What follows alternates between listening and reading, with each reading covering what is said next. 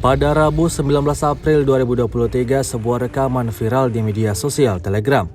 Dalam video tersebut, merekam aksi dari pasukan serang kelompok Rusia yang bergerak maju ke posisi musuh. Pejuang detasemen penyerangan distrik militer pusat menyerang di garis depan dekat Svatovo Kremenaya dengan dukungan kendaraan lapis baja dan artileri. Seperti yang terlihat dalam rekaman, rentetan tembakan brutal terus dilayangkan.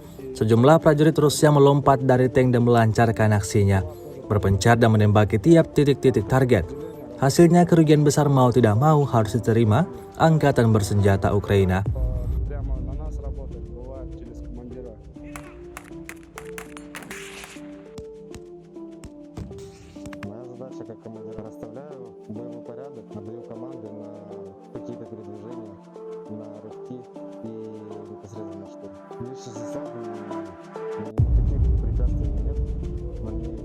Слушаются меня всегда.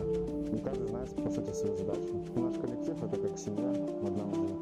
Sejauh ini selama invasi berlangsung, Rusia melaporkan 407 pesawat Ukraina, 228 helikopter, 3.770 UAV, serta sistem rudal anti pesawat dieliminir oleh pasukan Vladimir Putin.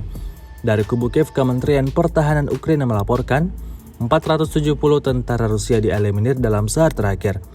Total 183.130 prajurit Federasi Rusia meninggal sejak awal konflik hingga hari ke-419.